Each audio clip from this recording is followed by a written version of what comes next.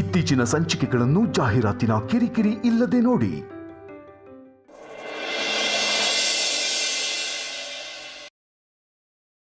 ರಜಾ, ನನ್ನ ಹತ್ರ ಒಂದು ವಿಷಯ ಹೇಳಬೇಕಿತ್ತು, ಹೇಳೋಕ್ಕಾಗಿರಲಿಲ್ಲ. ಇವಾಗ ಹೇಳ್ತೀನಿ. ನೀವು ಕೋಪ ಮಾಡ್ಕೊಳ್ಬಾರ್ದು. ನೀನೇ ಕೋಪ ಮಾಡ್ಕೊಳ್ಬೇಡ ಅಂತ ವಿಷಯ ಹೇಳ್ತೀನಿ ಅಂತಿದ್ಯಾ ಅಂದಮೇಲೆ ಖಂಡಿತವಾಗ್ಲೂ ನನಗೆ ಕೋಪ ಬರುತ್ತೆ. ಸೊ ಹೇಳೋಕ್ಕೂ ಮೊದಲು ಏನು ಹೇಳ್ತಿದ್ದೀನಿ ಅಂತ ಯೋಚನೆ ಮಾಡಿ ಹೇಳು. ನೀನೇ ಹೀಗಂದ್ರೆ ಹೆಂಗೆ? ರಜಾ, ಇದೊಂದು ವಿಷಯಕ್ಕೆ ನೀನು ಕೋಪ ಮಾಡ್ಕೊಳ್ಳಲ್ಲ ಅಂತ ಮಾತ್ಕೊಡು. Please please please. ನಾನು ಅಗ್ರಜ ಅಲ್ವಾ? Please please. ಕಿರಣ್, ನನಗೆ ಈ ಥರ ಪೂಸ್ ಇಡೋದೆಲ್ಲ ಇಷ್ಟ ಆಗೋದಿಲ್ಲ. ಡೈರೆಕ್ಟ್ ಮ್ಯಾಟ್ರ್ ಬಾ. ಸರಿ, ಕೋಪ ಮಾಡ್ಕೊಳ್ಳಲ್ಲ ಅಂತ ಭಾಷೆ ಕೊಡು, ಆಮೇಲೆ ಹೇಳ್ತೀನಿ. ಕೊಡು ಅಗ್ರಜ, ಪ್ಲೀಸ್.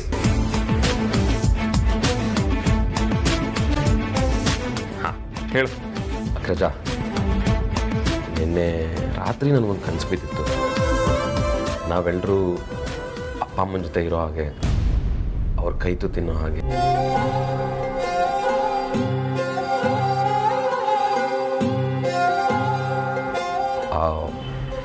ಅದು ಬರೀ ಕನಸಾಯ್ತಾ? ಬಟ್ ಅದು ನಿಜ ಆದರೆ ಹೇಗಿರುತ್ತಲ್ವ?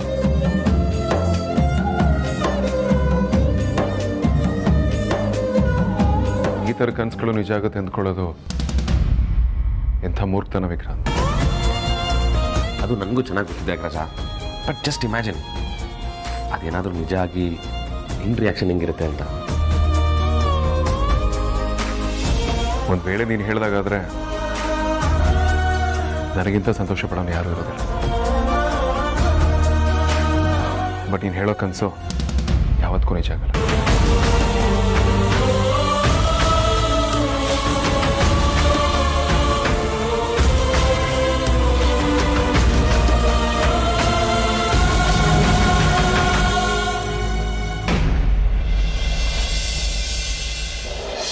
ಏನ್ ಚಿಕ್ಕತ್ತೆ ನೀವು ಹೆಣ್ಣಿನ ಕಡೆಯವರಾಗಿ ಸ್ಲೇಟಾಗಿ ಬರೋದಾ? ಚಾಮುಂಡಿ ಮೇಡಮ್, ಪರಿಯಮ್ಮ ಲೇಟಾಗಿ ಬಂದ್ರು. ಸುಮ್ಮನಿರಿ. ಆದ್ಯ ಅವ್ರು ಬರ್ತಿದ್ದಾಗೆ ಸೂರಸ್ಕೊಂಡಲ್ಲ, ಹೆಣ್ಣಿನ ಕಡೆಯವರು ಗಂಡಿನ ಕಡೆಯವರು ಅಂತ. ಚಿಕ್ಕಪ್ಪ ಚಿಕ್ಕಮ್ಮ, ನೀವು ಇವಳು ಮಾತಿಗಿಂತ ತಲೆ ಕೆಡಿಸ್ಕೊಬಿಡಿ. ಪರಿಯಮ್ಮ, ಮಂಜುವಪ್ಪ, ನೀವು ಚಾಮುಂಡಿ ಮೇಡಮ್ ಮಾತಿಗೆಲ್ಲ ತಲೆ ಕೆಡಿಸ್ಕೊಬೇಡಿ. ಹೌದೌದು, ನಾನು ಅದನ್ನೇ ತಾನೇ ಹೇಳಿದ್ದೆ. ಸುಮ್ಮನೆ ನಿಂತ್ಕೊಳ್ರಿ ರೀ. ಚಿಕ್ಕಪ್ಪ ಚಿಕ್ಕಮ್ಮ, ಕುಡಿಯೋಕೆ ಏನು ತಗೊಳ್ತೀರಾ? Coffee, juice? ಏನು ಸಾರ್ಥಕ್ ನೀನು ಈ ಮನೆಗೆ ನಾವು ಮೊದಲನೇ ಸರ್ತಿ ಬರ್ತಿದ್ದೀವಿ ಅನ್ನೋ ಥರ ಮಾತಾಡ್ತಿದ್ಯಲ್ಲ.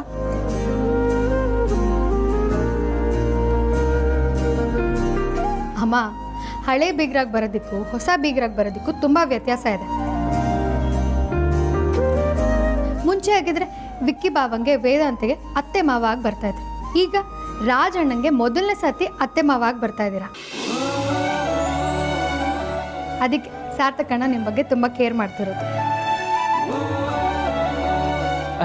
ಚಿಕ್ಕಪ್ಪ ಚಿಕ್ಕಮ್ಮ, ನಾನು ಆ ಉದ್ದೇಶದಿಂದ ಕೇಳಲಿಲ್ಲ. ಸುಮ್ಮನೆ ನೀವು ಟ್ರಾವೆಲ್ ಮಾಡಿ ಸುಸ್ತಾಗಿರ್ತೀರಾ ಅಂತ ಕೇಳಿದೆ.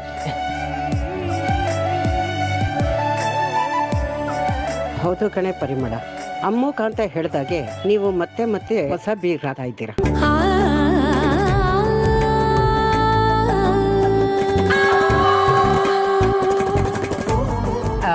ಅಜ್ಜಿ, ಧ್ರುವ ಸರ್ಗೆ ಅವ್ರು ಇನ್ನ ಬೀಗ್ರಾಗಿಲ್ಲ, ಮುಂದಕ್ಕೆ ಆಗ್ತಾರೆ.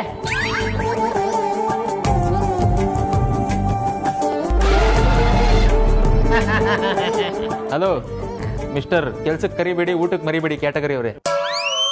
ಸ್ವಲ್ಪ ಸುಮ್ಮನೆ ನಿಂತ್ಕೊಳ್ತೀರಾ? ಹಾಗೆ ಹೇಳ್ತಾನೆ.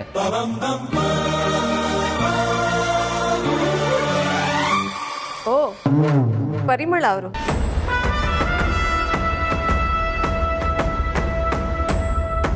ಇಷ್ಟು ದೂರ ನೀವ್ಯಾಕೆ ಬರೋದಕ್ಕೆ ಹೋದ್ರಿ? ಲಗ್ನ ಪತ್ರಿಕೆ ಶಾಸ್ತ್ರನ ನಿಮ್ಮನೇನಲ್ಲೇ ಮಾಡ್ಬೋದಾಗಿತ್ತಲ್ವಾ?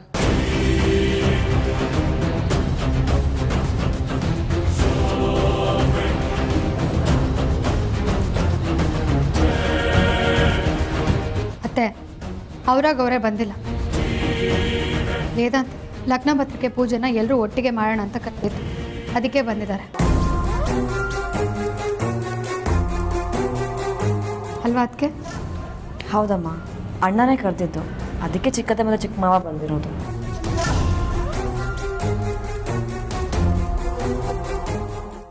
ಮಾನಗೆಟ್ಟೋರು, ಅವನೇನೋ ಬಾಯಿ ಮಾತಿಗೆ ಬನ್ನಿ ಅಂತ ಕರೆದಿರ್ತಾನೆ, ಹಾಗಂತ ಬಂದೇ ಬಿಡದ?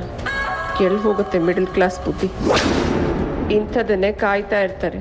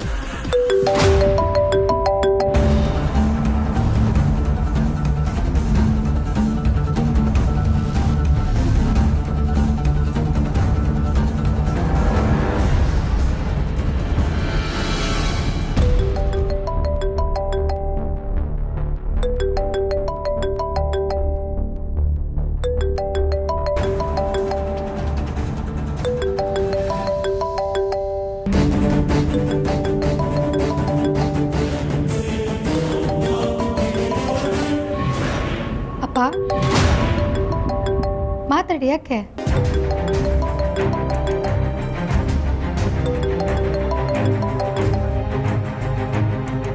ಮಾವ, ನಾನು ಮದುವೆ ನಿಲ್ಲಿಸಿ ಅಂತ ಬಡ್ಕೋತಾನೆ ಇದ್ದೀನಿ, ಅಂದರೆ ನೀವು ನೋಡಿದ್ರೆ ಶಾಸ್ತ್ರ ಪೂಜೆ ಅಂತ ಅದು ಇದು ಮಾಡ್ತಾನೆ ಇದ್ದೀರಾ.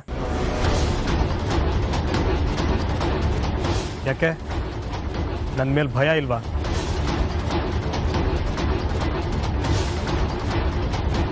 ನನ್ನ ಮೇಲೆ ಬಿಡಿ, ಅಟ್ಲೀಸ್ಟ್ ನಿಮ್ಮ ಮಗಳು ಮಾನ ಹರಾಜಾಗುತ್ತೆ ಅಂತ ಆದರೂ ನಿಮಗೆ ಭಯ ಬೇಡವಾ? ನೀವೆಲ್ಲರೂ ಆ ವೇದಾಂತ ಮನೆಗೆ ಲಗ್ನ ಪತ್ರಿಕೆ ಪೂಜೆಗೆ ಬಂದಿರೋದು ನಂಗೆ ಗೊತ್ತಿಲ್ಲ ಅಂದ್ಕೊಂಡಿದ್ದೀರಾ?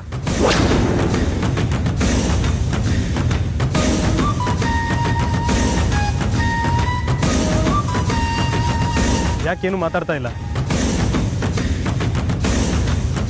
ಇವನಿಗೆ ಗೊತ್ತಾಯ್ತು ಅಂತ ಆಶ್ಚರ್ಯ ಆಗ್ತಾ ಇದೆಯಾ? ನೋಡಿ ಮಾವ, ನೀವು ಯಾರನ್ನು ಬೇಕಾದರೂ ಯಾಮಾರಿಸ್ಬೋದು, ಆದರೆ ಈ ತೇಜಸ್ನ ಯಾಮಾರ್ಸೋಕ್ಕಾಗಲ್ಲ. ನೀವು ಹೊರಗಡೆ ಬಂದರೆ ಗೊತ್ತಾಗುತ್ತೆ ನಾನಿವಾಗ ಎಲ್ಲಿದ್ದೀನಿ ಅಂತ.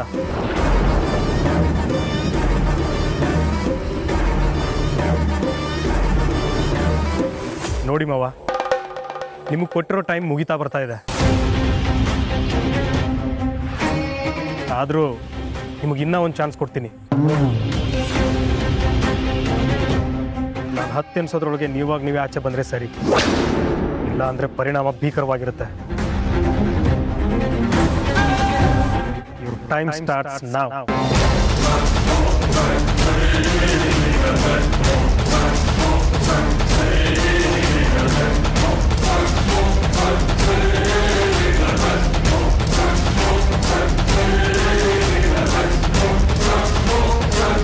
ಯಾಕಪ್ಪ, ಏನಾಯ್ತು? ಟೆನ್ಷನಲ್ಲಿ ಇದ್ದೀರಲ್ಲ? ಆಫೀಸ್ನಿಂದ ಫೋನ್. ಏನೋ ಅರ್ಜೆಂಟ್ ಇರ್ಬೋದು, ಮಾತಾಡ್ರಿ.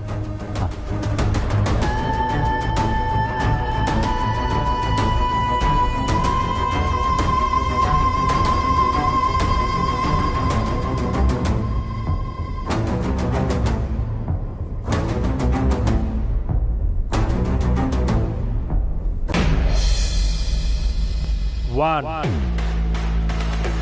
2, 3,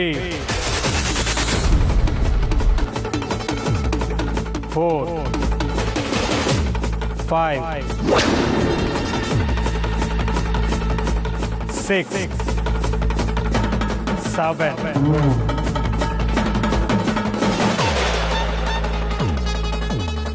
8, 9, 10.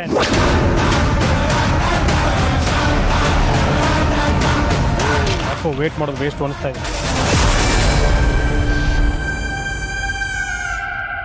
ವಾವ್, ಏನು ಟೈಮಿಂಗ್ ಮಾವ ನಿಮ್ಮದು. ಮಾತಿಗೆ ತಪ್ಪಿದ್ರೂ ಪರವಾಗಿಲ್ಲ, ಟೈಮಿಗೆ ಮಾತ್ರ ತಪ್ಪಲ್ಲ ಅಂತೀರಲ್ವಾ? ಆದರೂ ಅರ್ಧ ಸೆಕೆಂಡ್ ಲೇಟ್ ಮಾಡಿಬಿಟ್ರಿ.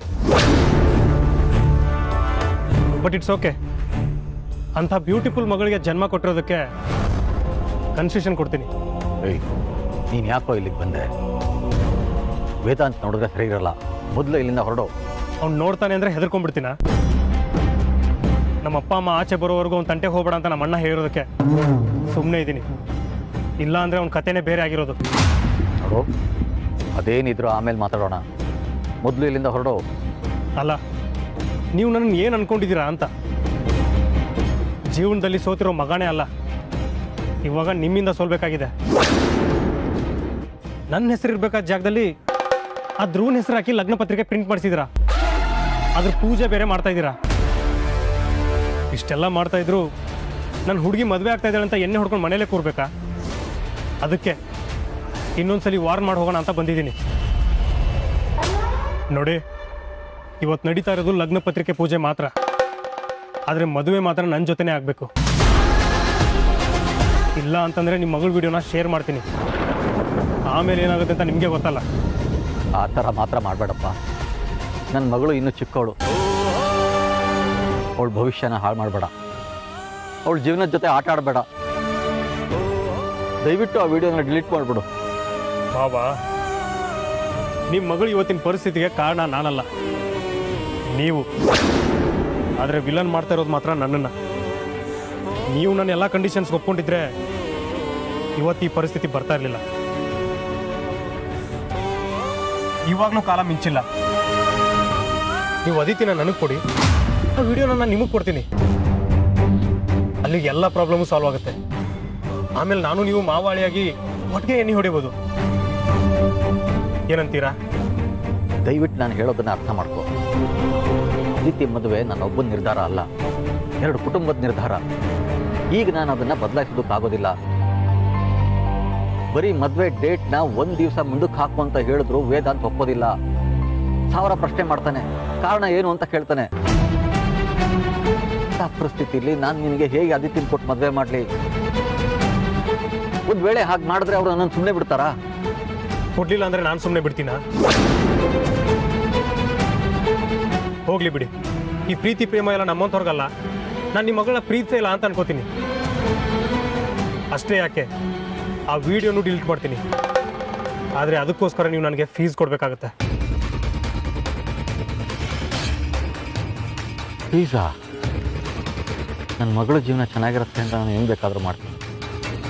ಇದರಿಂದ ಏನಾದರೂ ಸಾಲ ಸೂಲನಾದರೂ ಮಾಡಿ ತಂದು ಕೊಡ್ತೀನಿ. ಹೇಳಪ್ಪ, ಎಷ್ಟು ಸಾವಿರ ಬೇಕು? ಮಾವ, ನಾನು ಈ ಚಿಲ್ಲರೆ ವ್ಯವಹಾರ ಮಾಡಲ್ಲ. ಈ 1000 ಲೆಕ್ಕನೇ ನನಗೆ ಗೊತ್ತಿಲ್ಲ. ನಿಮ್ಮ ಮಗಳ ವಿಡಿಯೋ ಡಿಲೀಟ್ ಮಾಡಬೇಕು ಅಂದರೆ 30 ಲಕ್ಷ ಕೊಡಬೇಕು.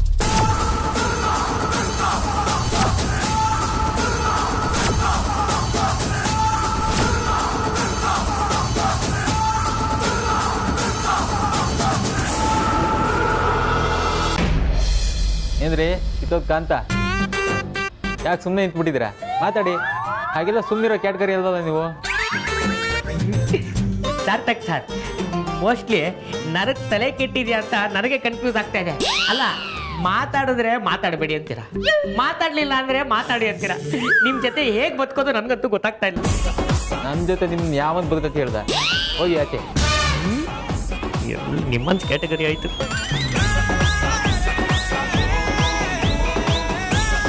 ಸರಿ ಆಗಿದೆ, ಒಂದು ಸೆಲ್ಫಿ ತೆಗಿಯೋಣವಾ?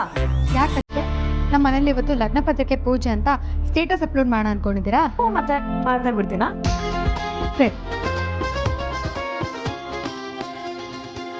ಅದ್ಯಾ ಲಗ್ನ ಪತ್ರಿಕೆ ಪೂಜೆ ಅಂತ ಸ್ಟೇಟಸ್ ಹಾಕಿ ಮದುವೆ ಗಂಡು ಹೆಣ್ಣು ಇಲ್ಲ ಅಂದರೆ ಏನು ಮಜಾ ಹೇಳು?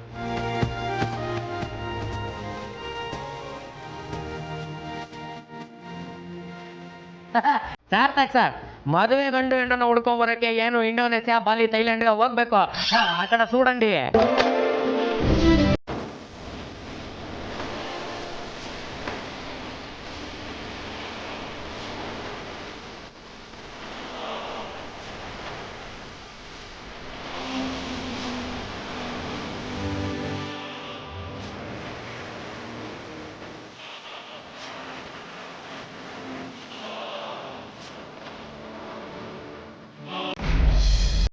ನೀನು 30 ಲಕ್ಷನಾ?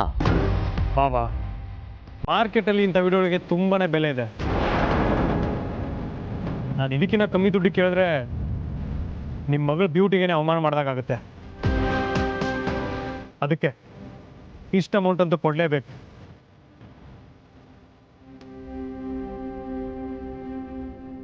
ನಾವು ಮಿಡ್ಲ್ ಕ್ಲಾಸ್ನವು, ಅದರಲ್ಲಿ 30 ಲಕ್ಷ ಎಲ್ಲಿಂದ ತಂದು ಕೊಡಲಿ? ಯಾರ ಮನೆ ಕಳ್ತನ ಮಾಡಲಿ? ಯಾರ ಮನೇಲಿ ಯಾಕೆ ಮಾಡ್ತೀರಾ? ನಿಮ್ಮ ಮಳೆಯಂದ್ರ ಮನೆಯಲ್ಲೇ ಮಾಡಿ.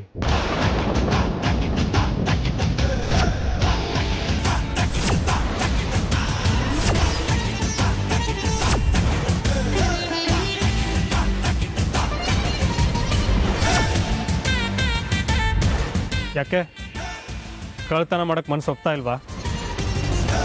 ಹಾಗಿದ್ರೆ ಹೋಗಿ ನಿಮ್ಮಿಬ್ಬರು ಹೆಣ್ಮಕ್ಳನ್ನ ಕೇಳಿ, ಹೇಗಿದ್ರು ಅವ್ರನ್ನ ದೊಡ್ಡ ಮನೆ ಕೊಟ್ಟಿದ್ದೀರಾ? ಗಂಡಂದ್ರಿಗೆ ಗೊತ್ತಿಲ್ಲಾಗೆ ಒಂದಷ್ಟು ದುಡ್ಡು ಎತ್ತಿಟ್ಟಿರ್ತಾರೆ.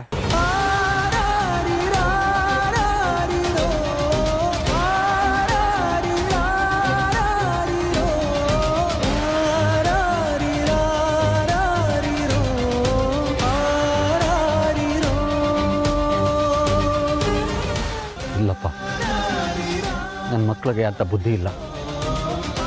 ನಾವು ಬಡವರೇ ಇರಬಹುದು, ಆದರೆ ಸ್ವಾಭಿಮಾನ ಬಿಟ್ಟು ಬದುಕೋರಲ್ಲ, ಯಾರ ಮುಂದೇನೂ ಕೈ ಚಾಚೋರಲ್ಲ. ನನ್ನ 2 ಮಕ್ಕಳಿಗೂ ಗಂಡನಿಗೆ ಗೊತ್ತಿಲ್ಲದೆ ಒಂದೇ ಒಂದು ನಯಾ ಪೈಸೆ ಕೂಡ ಎತ್ತವರಲ್ಲ.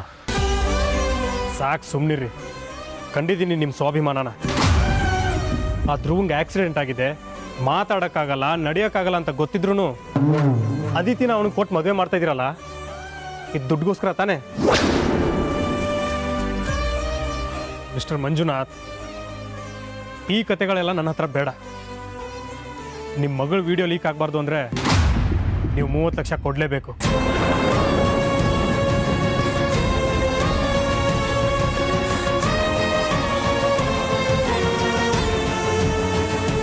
ಕ್ಯಾಶ್ ಇಲ್ಲ ಅಂದ್ರೂ ಪರವಾಗಿಲ್ಲ, ಒಡವೆಗಳನ್ನಾದರೂ ಕೊಡಲೇಬೇಕು. ನಿಮ್ಮ ಮಕ್ಕಳ ಹತ್ರ ಒಡವೆಗಳಂತೂ ಗ್ಯಾರಂಟಿ ಇರುತ್ತೆ. ನಿಮ್ಗೇನು ಅರ್ಧ ಗಂಟೆ ಟೈಮ್ ಕೊಡ್ತೀನಿ. ಅಷ್ಟರಲ್ಲಿ ತಂದು ಕೊಟ್ಟಿಲ್ಲ ಅಂತಂದರೆ ಆ ವಿಡಿಯೋನ ಅದೇ 30 ಲಕ್ಷಕ್ಕೆ ಸೇಲ್ ಮಾಡ್ತೀನಿ.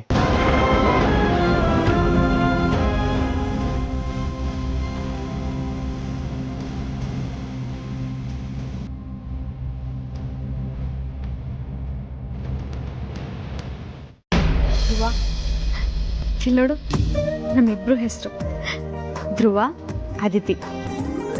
ಧ್ರುವ ವೆಡ್ಸ್ ಅದಿತಿ. ಈ ಥರ ಲಗ್ನ ಪತ್ರಿಕೆಯಲ್ಲಿ ನಮ್ಮಿಬ್ರು ಹೆಸರು ನೋಡಬೇಕು ಅಂತ ತುಂಬ ಆಸೆ ಇಟ್ಕೊಂಡಿದ್ದೆ. ಆ ದಿನ ಬಂದೇ ಬಿಟ್ಟಿದೆ. ಎಷ್ಟು ಖುಷಿ ಆಗ್ತಿದೆ ಗೊತ್ತಾ?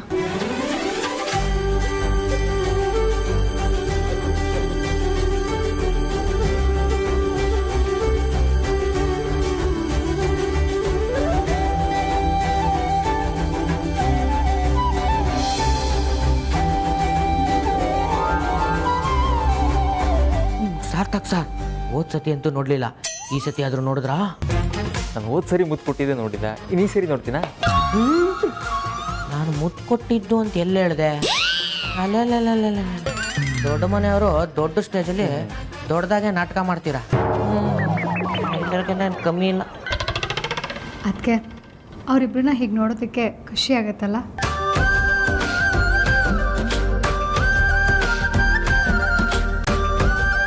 ಅಮ್ಮ, ಅವರಿಬ್ಬರು ಇವತ್ತು ಇಷ್ಟೊಂದು ಖುಷಿಯಾಗಿರೋದಕ್ಕೆ ಕಾರಣ ನನ್ನ ಗಂಡನೇ. ವೇದಾಂತ ಏನಾದರೂ ಅಪ್ಪನ ಹತ್ರ ಮಾತಾಡ್ದು ಮದುವೆಗೆ ಒಪ್ಸಿರ್ಲಿಲ್ಲ ಅಂದಿದ್ರೆ ಇಷ್ಟೆಲ್ಲ ಆಗ್ತಾನೆ ಇರಲಿಲ್ಲ.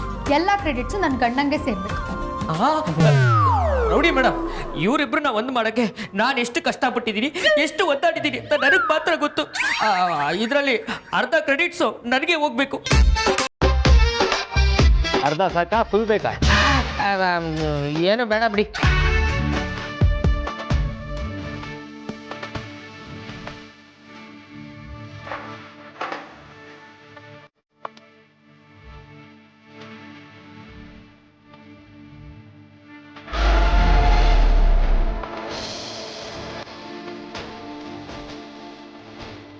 ರೀ ರೀ ರೀ ಅಯ್ಯ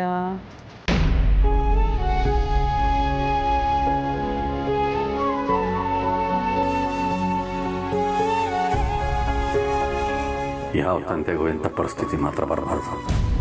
ಮಗಳು ಮನೆಗೆ ಬಂದು ಅವಳು ಒಡವೆನೇ ಕದಿಯೋದು ಅಂದರೆ ಏನರ್ಥ? ಹಾಗೆ ನೋಡಿದ್ರೆ ನಾನೇ ಅವಳಿಗೆ ಒಡವೆ ಕೊಡಿಸ್ಬೇಕು. ಬದಲಾಗಿ ಅವಳು ಗಂಡಂದ್ರು ಕೊಡಿಸಿರೋ ಒಡವೆನ ಕದಿಯೋದಕ್ಕೆ ಮಾಡಿದ್ದೀನಿ. ಕದಿಲಿಲ್ಲ ಅಂದರೆ ಮಗಳು ಮಾನ ಹೋಗುತ್ತೆ, ಆದರೆ ಇವ್ರಿಗೆ ಅನ್ಯಾಯ ಮಾಡ್ದಂಗಾಗತ್ತೆ. ಈಗ ನಾನೇನು ಮಾಡಲಿ? ಈ ವಿಷಯ ಯಾರಿಗಾದರೂ ಗೊತ್ತಾದರೆ ನನ್ನ ಮುಖ ಎತ್ಕೊಂಡು ಓಡಾಡೋದಕ್ಕಾಗತ್ತಾ? ನೆಮ್ಮದಿಯಿಂದ ಬದುಕೋದಕ್ಕಾಗತ್ತಾ?